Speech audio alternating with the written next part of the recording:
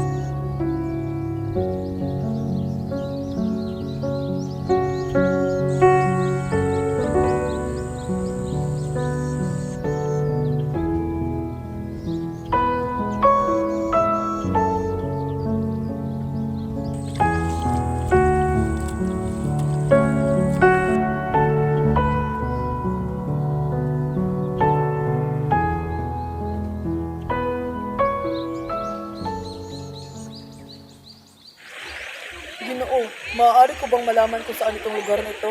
Tila ako'y nawawala. Kaibigan, ikaw ay nasa lugar ng mga Muslim. Naku, paano kaya ito? Eto, kumain ka muna. Mukhang napakalayo ng iyong lakbay at napadpad ka rito. Maraming salamat po.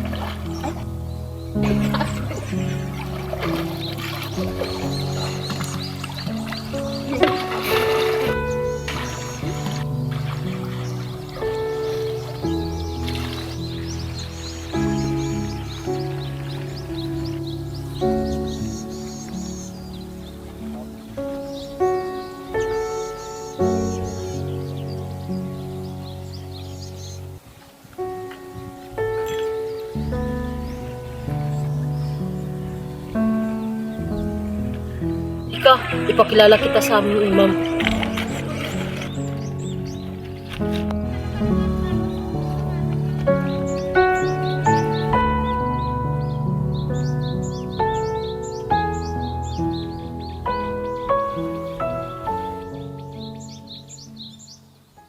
Imam, meron po akong bagong kaibigan. Ako po si Pedro, isang Kristiyano. Maaari po ba natin siyang patuloyin? Pedro, ikaw ay aming tinatanggap sa aming angkan.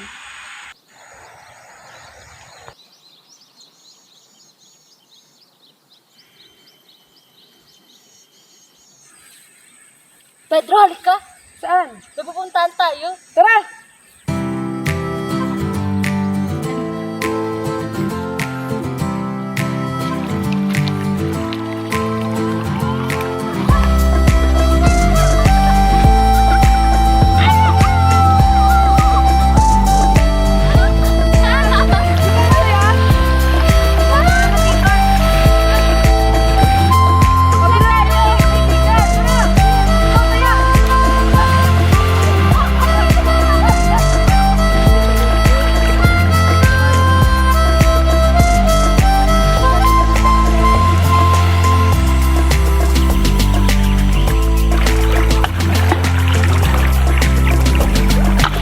Ang sarap naman ang buhay dito.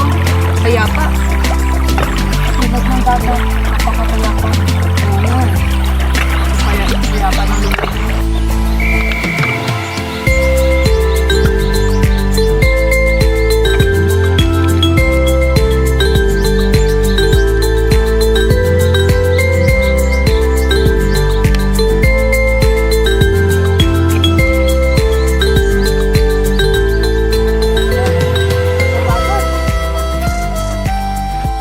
Ang saya sa lugar ninyo. Maaari ko bang isama ang mga kasamahan ko sa susunod na pagbalik ko dito? Walang problema, kaibigan. Basta hindi lang maapi ang aking mga angkan.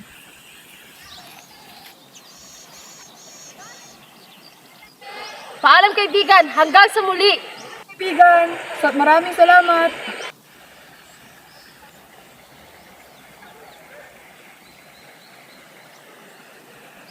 Hoy mga kasama, si Pedro!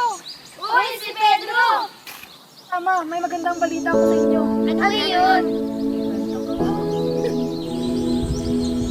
Sa pagbabalik ni Pedro, ikinwento niya ang kanyang masasayang karanasan sa lugar ng mga Muslim. Kaya't napagdesisyonan nilang bumalik sa lugar ng mga Muslim kasama ang iba pang mga Kristiyano.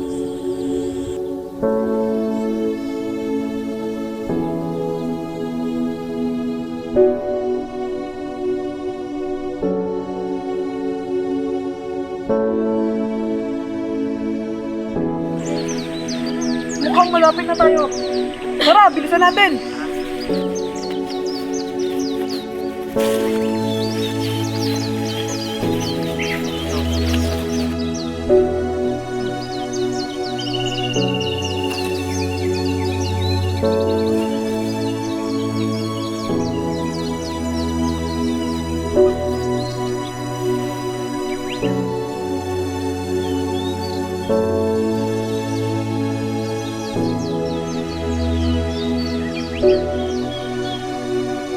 Maligayang pagbabalik, Pedro. Malugod ka namin tinatanggap sa aming lugar. Maraming salamat, Imam. Ito nga pala ang aking mga kasamahan. Kinagabihan, nagtipon-tipon ng mga Kristiyano para sa kanilang binabalak sa lugar ng mga Muslim.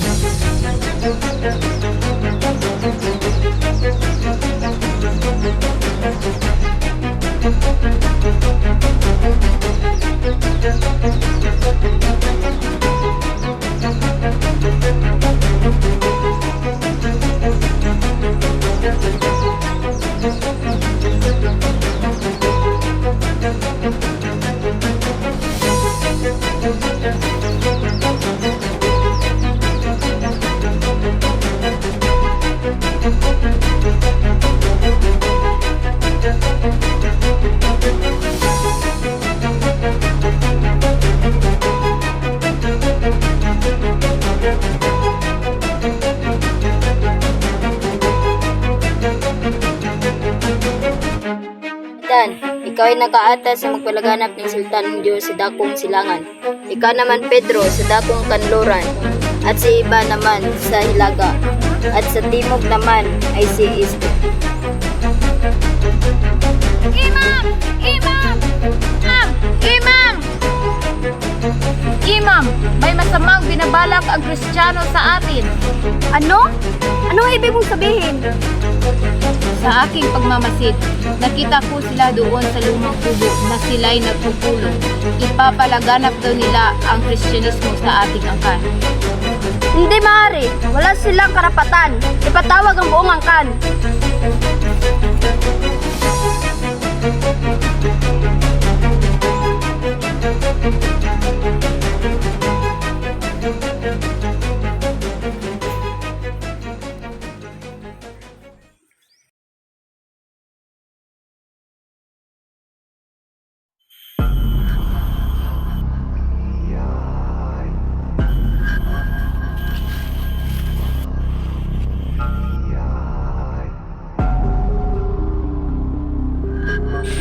Adan, pigilan mo sila at kausapin. Hindi ako papayag sa kanilang binabalak. Kailanman hindi ako papayag na mabayaran ng Kristyanismo ang aking angkan. Imam, wala po kaming masamang hangarin.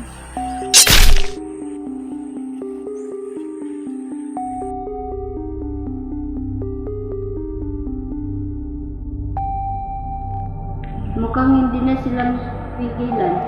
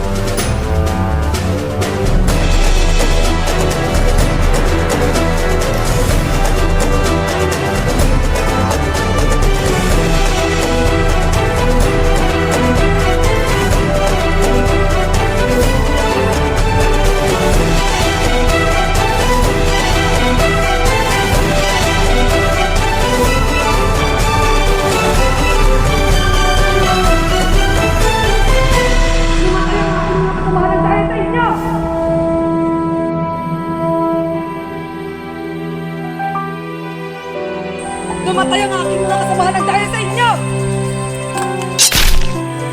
Pa ang leader ng mga Muslim! Pinanganak akong Muslim!